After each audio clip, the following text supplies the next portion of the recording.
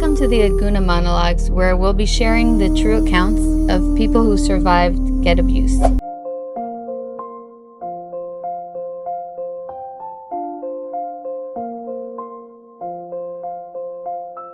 This story is being read by Anonymous, and Esther Macner will be commenting. Disclaimer: details have been changed. The views and opinions expressed in this story are those of the storyteller, and do not necessarily reflect the views, values, or beliefs of Get Jewish Divorce Justice, or this podcast. And a warning: this story may include descriptions of domestic control and abuse, and explicit details that are not suitable for sensitive listeners. Listener discretion is advised.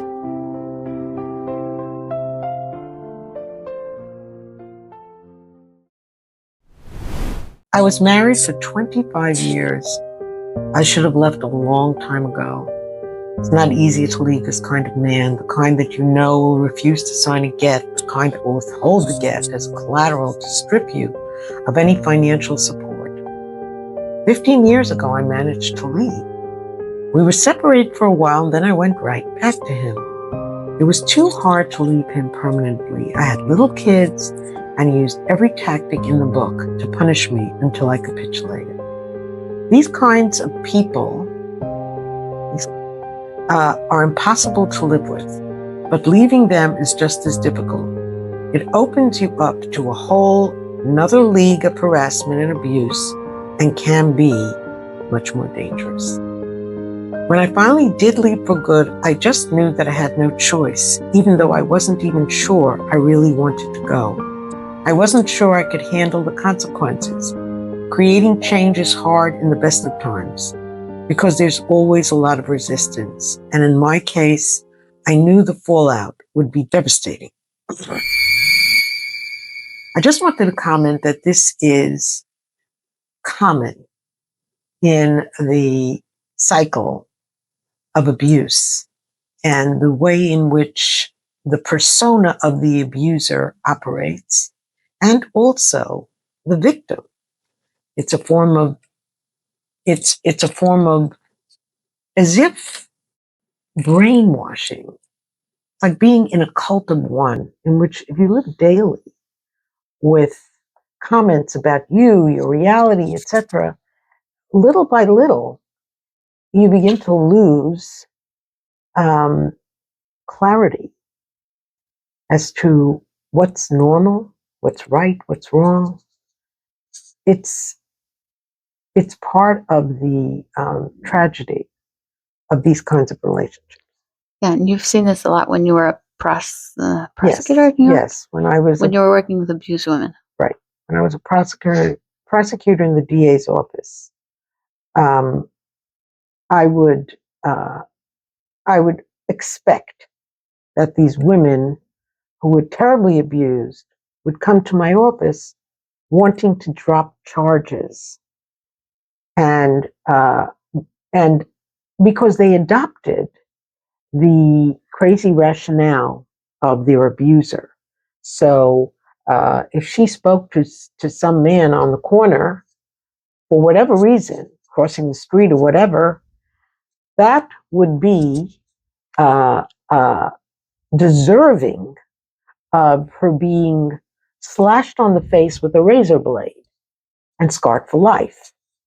And she would sort of accept it. Well, that's what I did, that terrible thing. So whenever I would speak to these women, before them telling me that they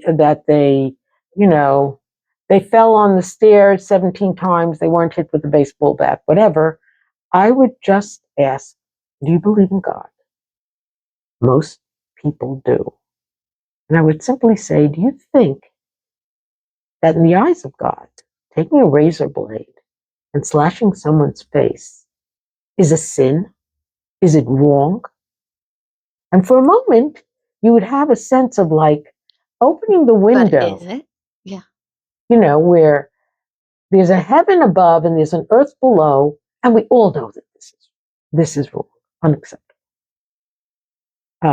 So it's like opening the window for a minute from the world in which they live, which is their little bubble, the abusive bubble. The abusive bubble, yes. And also, I feel like when you're in a cycle, let's say not physical abuse, right? control and whatever, and the brainwashing kind of thing. And when you're in this dance and with any dance, when you stop the dance, you don't know who you are with it. It's very hard to be without that dance because you've been used to living in a certain way. And then to change that is so monumental.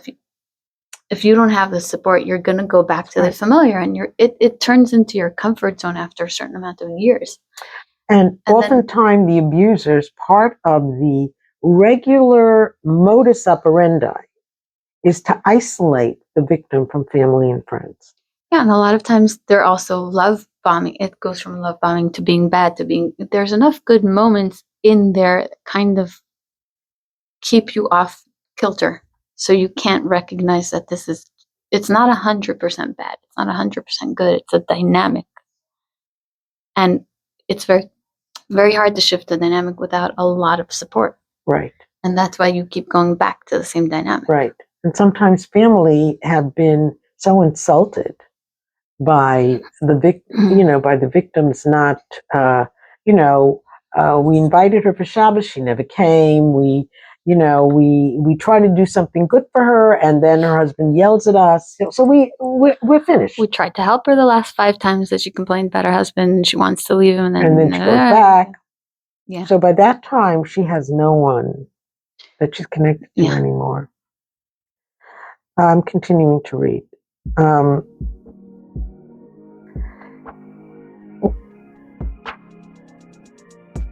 It takes so much stuffing out of you. Okay, hold on a minute. What do you mean by stuffing? I should just use takes the stuffing out of you? I guess that was okay. It takes so much stuffing out of you, these decisions about the state of your relationship, and when there is so much dysfunction, you don't have a lot of headspace to consider making any decisions.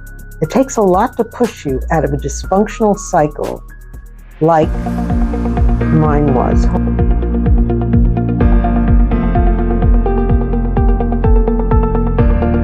When I mention the demise of my marriage now, I don't sound broken or confused or hesitant about my choices, but I went through hell this year.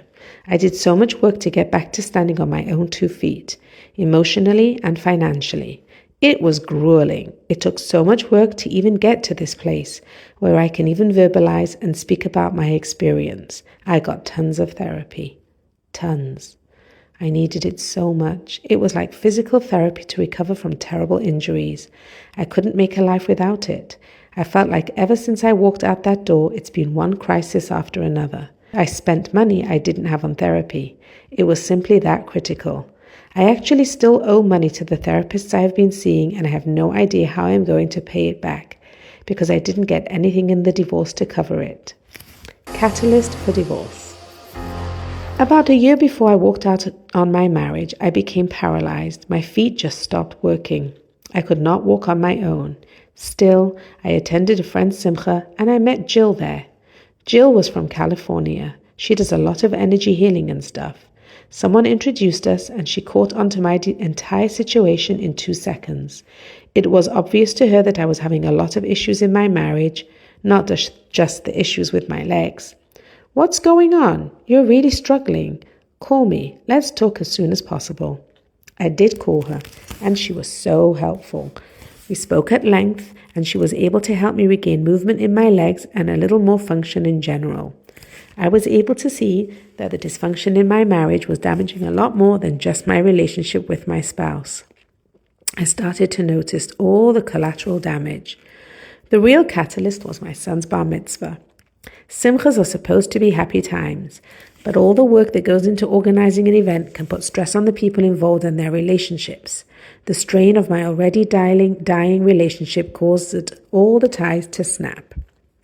At the time, we were actually seeing a marriage therapist who had no understanding of personality disorders or abuse. The therapist mistakenly believed that my ex would take care of all the arrangements and details of the event and supported my ex in his decision to take over the planning. My ex decided that I cannot invite my family to my son's bar mitzvah. I was furious about that, and when I didn't submit and accept his preemptive decisions meekly, my ex pretended that I was not in attendance myself. He dismissed and sidelined me in public in front of his family and our friends. They said nothing. He acted like he was the sole parent at the event. I don't like to talk about this. I'd rather skip the whole explanation of what drove me to leave the marriage because it involves pointing a lot of fingers and exposing dirty laundry, and I feel like I have something valuable to say without going too much into that. Initial research. When I left my ex-husband, I contacted Jill, who referred me to Esther Macner and her organization. Esther provided extensive information about available resources and other organizations that support women in similar situations. Even though I did not ultimately use those resources, knowing they existed was valuable both to myself and for others if I may help in the future. I work in the therapeutic field and value being informed about available support. I chose not to use the recommended services because I determined that mediation was the best course of action for my situation. I assembled a strong professional team, felt adequately supported, and did not need additional intervention at that time. Had mediation failed or the situation escalated, I would have pursued those resources. Nice that you have all the resources in New York. Meaning somebody can call you from anywhere in the world and you have networked enough. Yes, but I still think that there's available resources I don't know about because I'm not in that place. I don't know if I should say as an aside that generally mediation is not recommended if there's a cycle of power and control, of coercive control, because whoever was dominating the marriage will likely dominate the mediation. In California, there's a law that once there's a restraining order, they won't do a mediation, right? Yeah, but you don't even have to get that far. If mediators are told that there was domestic violence in the relationship, they often don't recommend mediation. The get. I did not pursue the get for the reasons you might think. I didn't feel personally compelled to have it, nor do I intend to remarry. After 25 years of marriage, I understood exactly what it would take to make my ex-husband cooperate, and I had no interest in engaging in another prolonged struggle for control, which is what receiving my get would entail.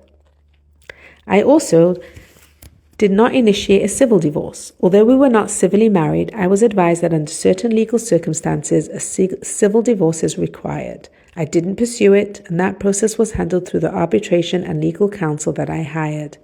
I had no real interest in involving myself in that process.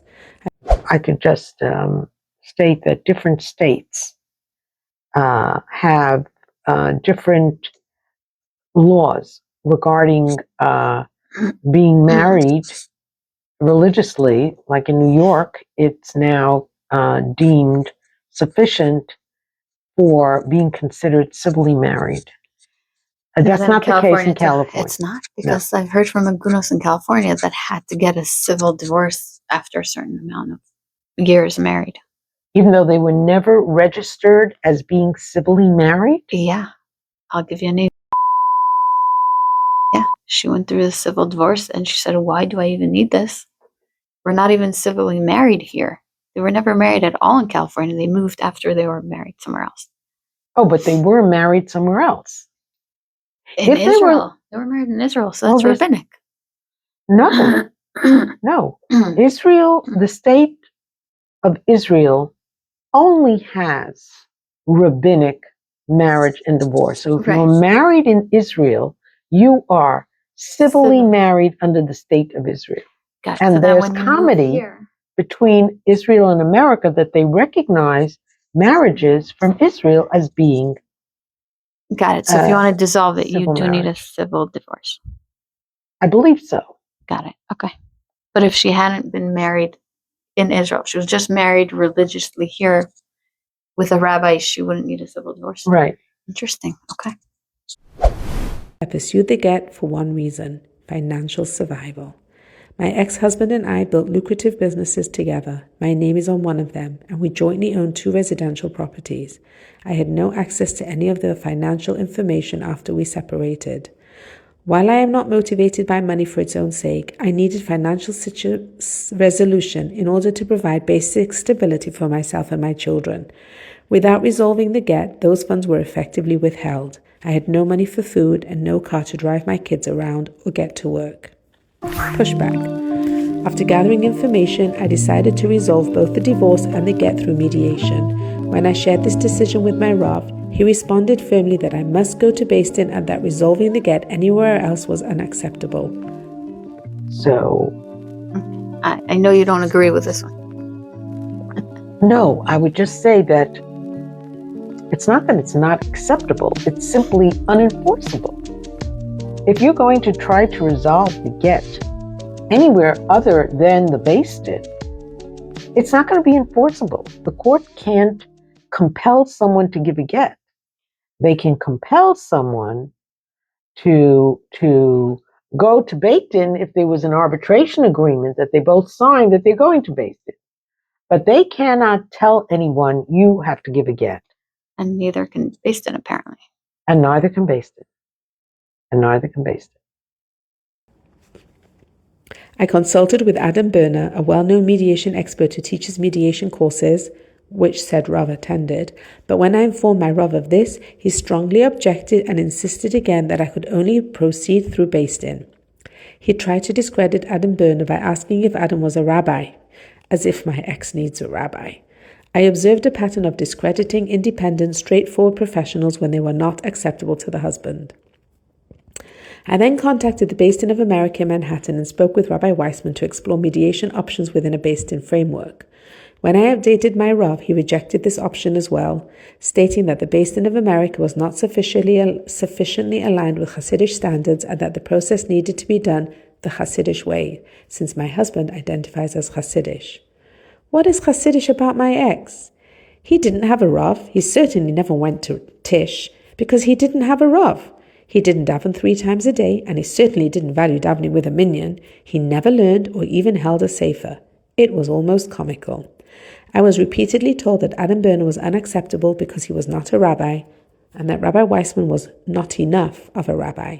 These objections continued despite my efforts to find a halachically acceptable and mediated solution. Throughout this process, I felt pressured and misled. My attempts to pursue an amicable resolution and secure what I was entitled to were met with resistance rather than guidance. Instead of support, I experienced ongoing pressure to abandon mediation options that felt safest and most appropriate for my situation. Don't be fooled. I am from and respect Rabbanim, but my experience with Bais Din was that the process is rigid, expedited, and offers limited voice or protection for women. I saw it firsthand. Unfortunately, in today's day and times, Rabbanim and Bais Din do not necessarily represent Yiddishkeit. Court, in my case, was also not a viable option. My local court would have been prolonged and risky. My ex-husband thrived in adversarial legal systems, and New York's equitable distribution model leaves outcomes largely to judicial discretion. Narcissists thrive in the spotlight. Except that in court, if you have a lawyer, that narcissist is going to be challenged. Yeah. They prefer being in total control. Being in court means that you're not in total control. The judge is in control. Being in Bais Din might mean that you are in total control. Yeah. For me, resolving custody, finances, and support exclusively through the Bais Din, I was being pushed toward would have left me with $100 per kid. That's what this Bais Din rules on all divorces. It's interesting to me that that there is a Bais Din that rules a certain amount per kid in every situation. And then there's, of course, do they do that because they assume that the husband has to pay for directly all of the needs of the child, tuition, medical, but still it's very strange to have a rule of what it is per kid. Note to other women, I did not sign a Bais Din arbitration agreement. Despite significant pressure, I chose to continue pursuing my get through mediation and maintain my independent judgment. For women facing similar pressure, Gather facts before making decisions. Urgency and coercion are red flags. They should signal something to you. A need to slow down, compare all the options, see if there are some options that exist out there but are not being presented to you, and check in with yourself to make sure you are really comfortable before proceeding.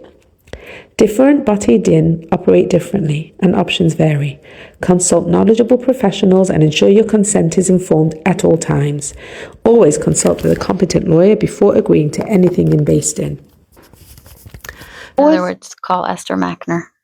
I mean, this is the method of every sale. Sale only for 3 days, and then you do some research and you realize, you're not really saving that much money or whatever. And it's the same thing whenever there's pressure. It's you need to step back. There's no pressure.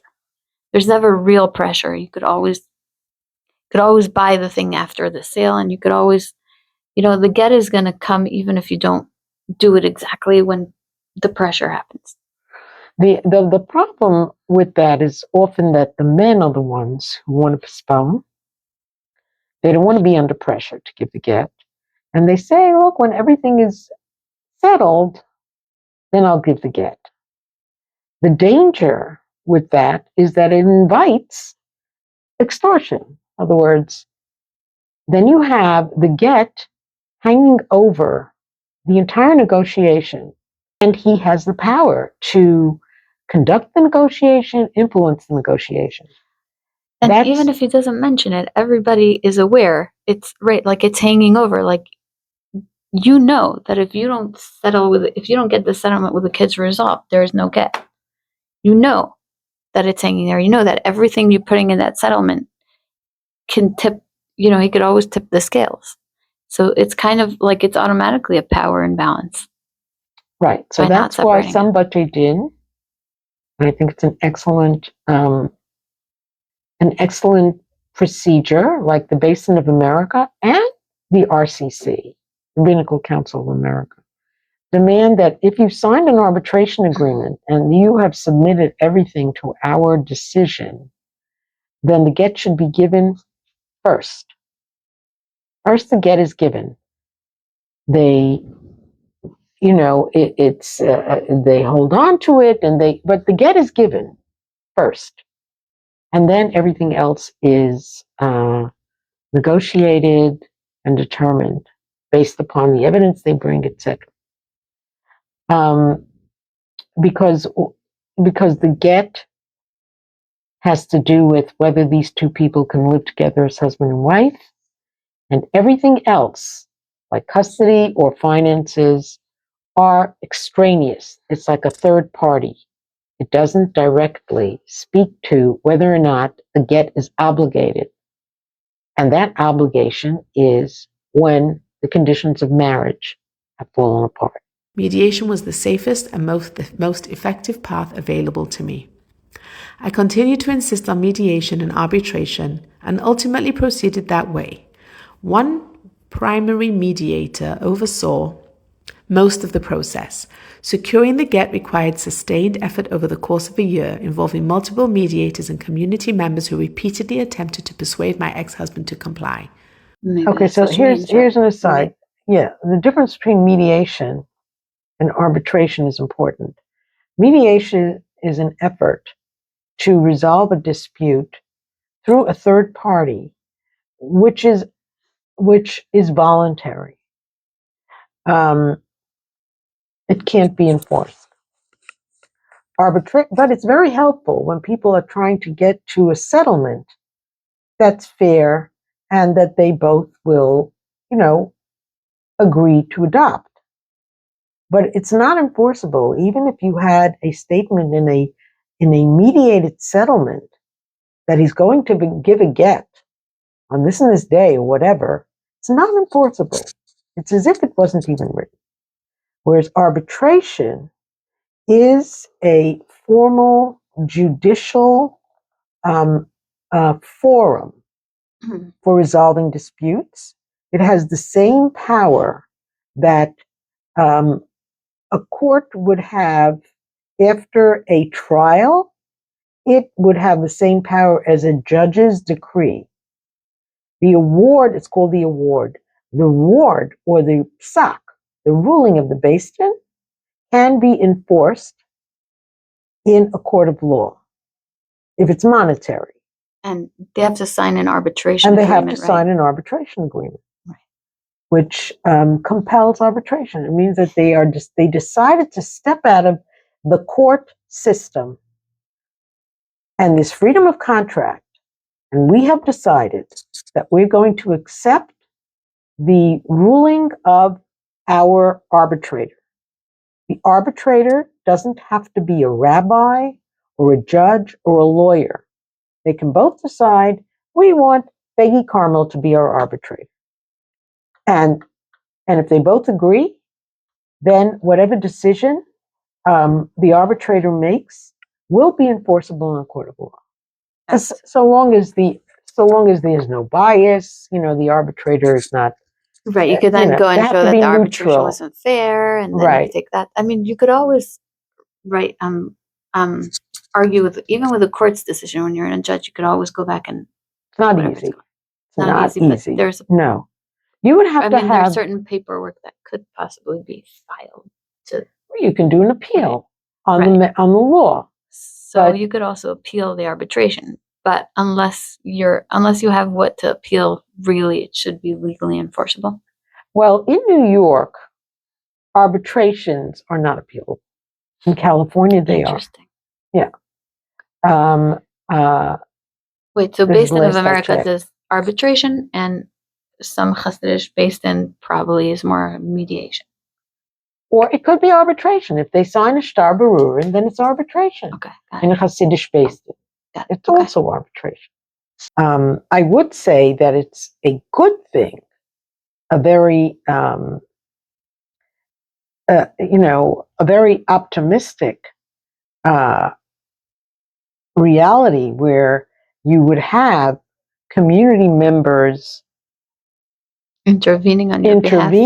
And trying to persuade the ex-husband to comply, as opposed to pressuring the woman to accept whatever it is that he's asking for. The process was extremely difficult. From the outset, as mentioned above, I was pressured to abandon mediation, the only option that felt safest and most appropriate for my situation. This pressure came from the Rav I had trusted for many years and relied on for guidance regarding my marriage and children.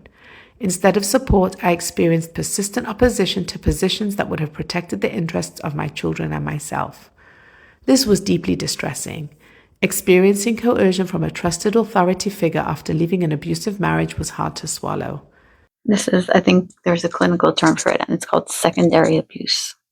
Oh, I'm not familiar with it. Where you experience abuse and then you go to a trusted place, and then sometimes not being believed or being pressured to do something that's uncomfortable about the abuse, or take a course that is different than what you think you want to do, from a Rav or a policeman or a judge or anybody, where you have to it's almost like repeating.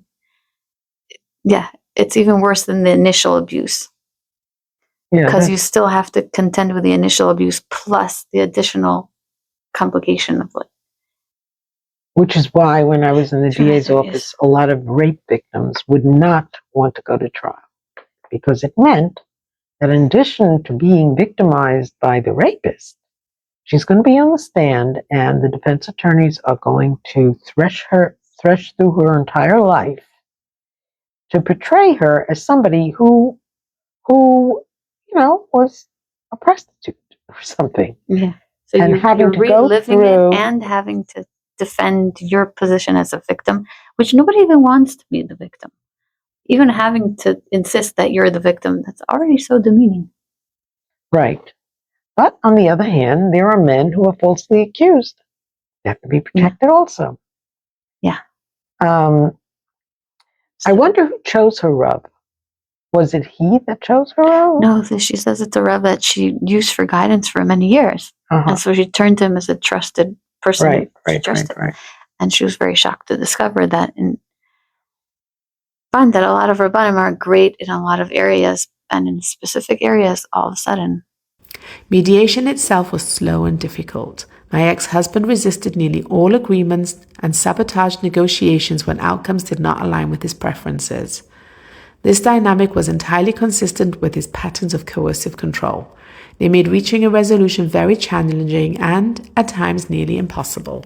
And this is why the mediators, professional mediators, avoid taking cases in which it's clear that one party is going to be in control, because then you'll never get to a solution.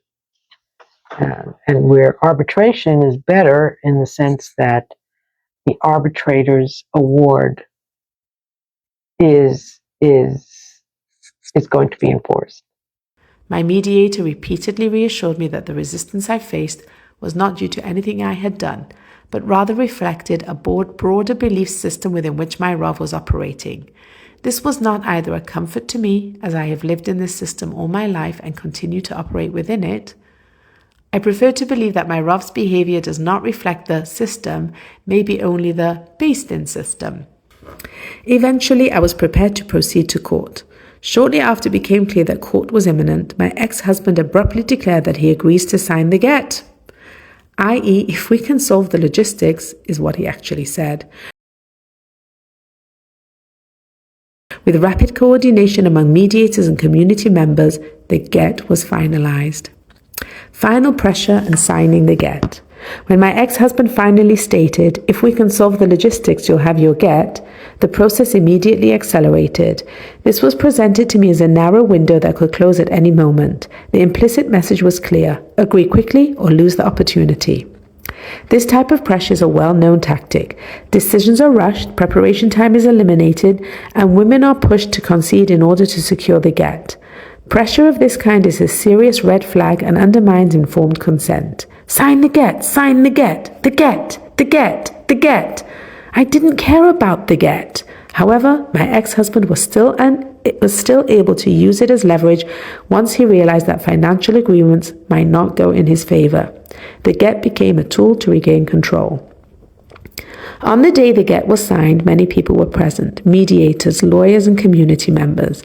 My friends and family were not able to be there because it was midweek, in the summer, in July. They were all gone, upstate. The focus was on keeping my ex-husband at the table. Any sign that he might walk away triggered immediate efforts to appease him. In practice, this meant sustained pressure on me to concede further. Negotiations centered on convincing me to give up items I had requested for basic financial stability. Pushback in his direction was minimal due to concerns that he might act unpredictably or withdraw entirely. Well, and this is even from the lawyers. Mostly, I find lawyers saying you can't agree to that. You can't agree to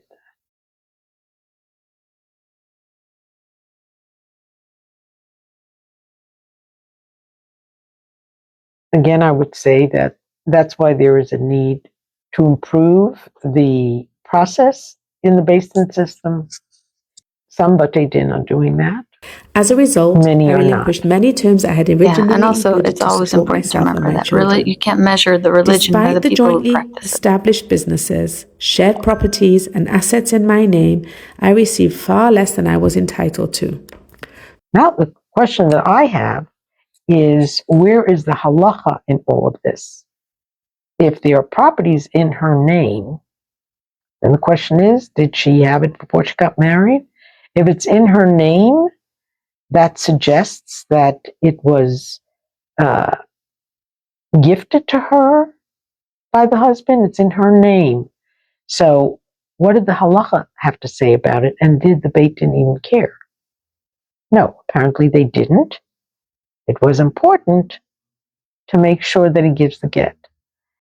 Child support was set at the minimum allowable amount.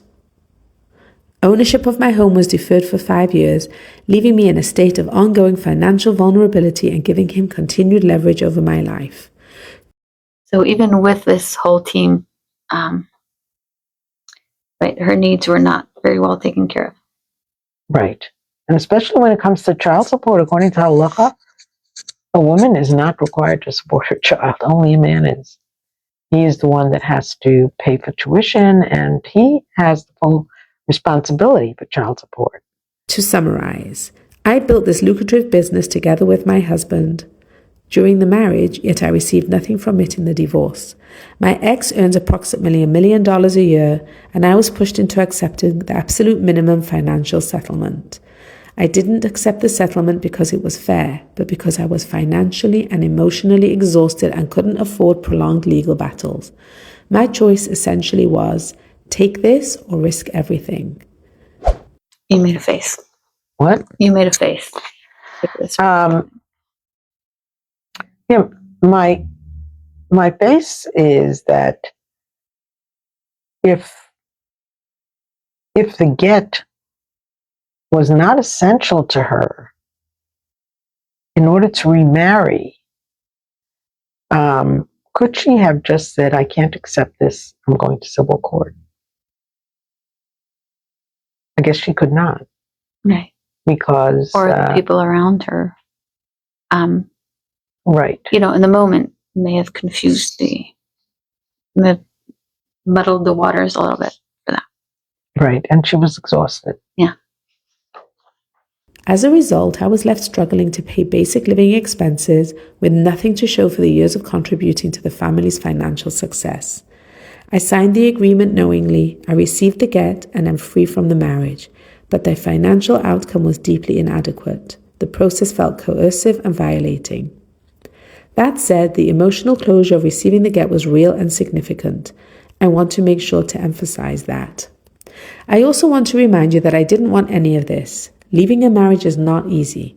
When people say, nowadays people divorce for silly reasons, it upsets me. People do not leave for silly reasons. Divorce is hard, costly, and destabilizing, especially when the marriage involves narcissism or abuse. Leaving is often more difficult and challenging than staying and preserving the dysfunctional status quo. People only put themselves through this when the alternative is untenable. Yes, I know people talk casually about divorce, the same way people casually throw around clinical labels, the same way people speak more casually, dismissively, and thoughtlessly about a lot of things. That doesn't mean people actually divorce casually. When it comes time to take real action, most people back down. Anyone who actually goes through the full process, including Bais Din and a signed get, has paid a heavy price. Like when people say, I have ADD, or, I'm so OCD. Do they actually go to a psychiatrist and take the pills? No, they don't. And it's the same thing with divorce. It could be very casual about divorce, but would you actually go through the process not casually? Right. That's why when I was in the DA's office, a lot of women want to drop the charges because they don't want to be in a position to explain to their children that it's because of her that their father is in jail. Yeah. Which is, why as a prosecutor, I would take the burden off her as much as I can. Meaning that it's not, we have arrived at this through circumstantial evidence. And it's not she who's deciding that he has to go to jail. Because even if she didn't come and testify, we would force her to come to court. And even if she didn't testify and we have sufficient circumstantial evidence that he committed a crime, we the people, without her consent, would put him in jail. Right. So the talking about it is one thing, and the actual doing of it is there's a lot of burden there. Right. And there's emotional connection. Divorce is never frivolous.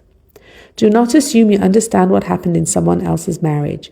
Even if a divorcee appears to regard the divorce casually and is composed, even if the ex-spouse seems respectable, you do not know what occurred behind closed doors. Divorce is a form of Gehinnom. Divorcees deserve compassion, not judgment. Do not assume financial security either. Living in a marital home does not mean stability.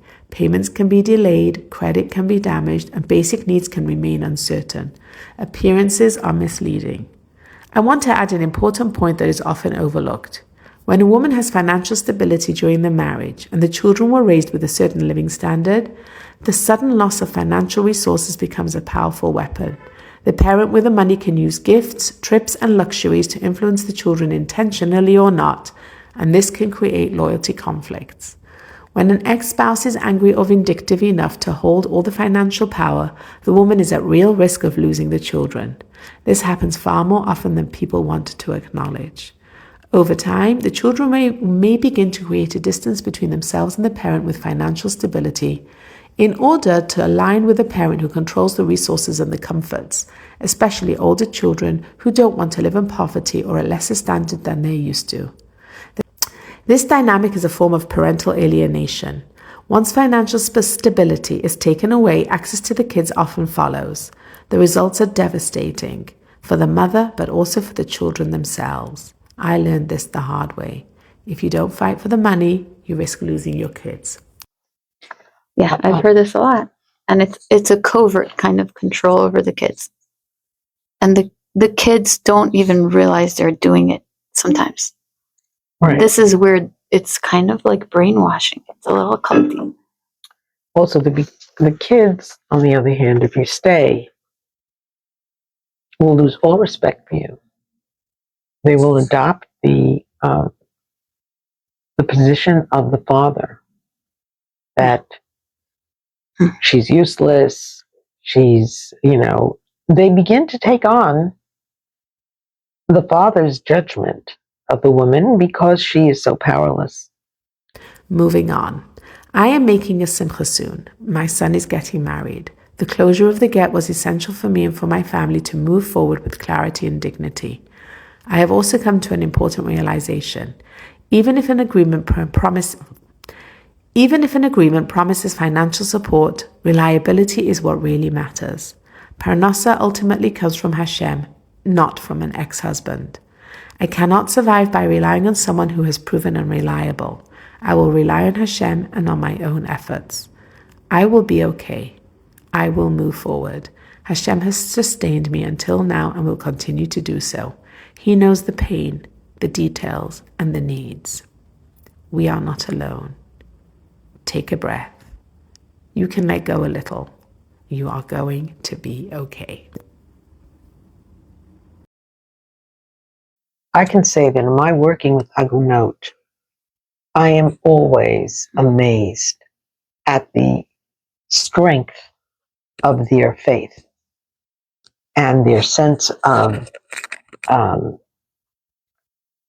knowing and being able to differentiate between a compassionate God, Hashem, who believes in tzedakah and chesed, and the people around them that want to represent themselves as being the servants of Hashem, and they are not. The way, there is a Talmudic statement, and my mother believed this. If somebody really is compassionate, my mother used to think, oh, probably they were Jewish, and didn't know it. They were switched, in the hospital. And if somebody is cruel, they're not Jewish. Anyway, so there's a lot to admire in the spiritual strength of an Aguna who speaks this way after everything is said and done. Yeah. And knows who they are in reality, that Hashem is with them. Yeah. Thank you for listening to this episode of the Aguna Monologues. If you or anyone you know is struggling to receive your get, call Esther Macner at 3107-3052-82 or email her at info@getjewishdivorce.org. Strictly confidential. Esther Macner is the founder of Get Jewish Divorce Justice, which is a nonprofit organization based in Los Angeles. The organization is dedicated to the prevention of abuse in the Jewish divorce process, using legal and Halachic strategies to help navigate get refusal in both the Bais Din and the court systems. All services are free, donations are welcome. Just go to the Get Jewish Divorce Justice website and find the Donate Now tab. If you're still there and you made it this far, here are some outtakes. So you're saying the get and the financial agreements do not have to be enmeshed. That's right. Okay. That's right. So I'm a little confused. What state was this? New York. Oh, yes. So in New York, there's a get law. That's the missing link. But I don't know how to go with this.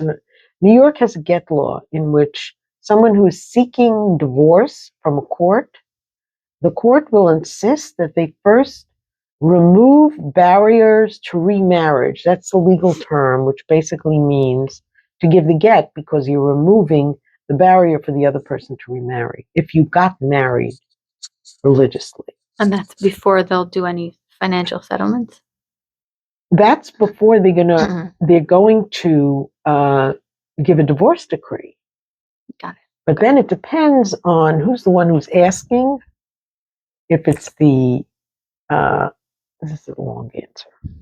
If somebody's coming, if the woman is coming to the court and asking for divorce, the court will not insist on removal to barriers to remarriage because he's not the one who's asking for a divorce, she is.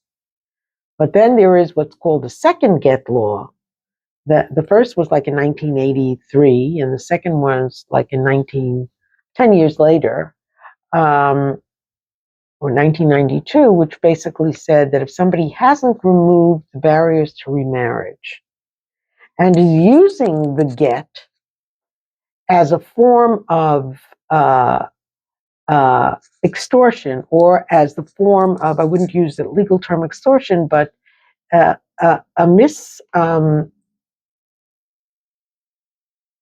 a misappropriation of a power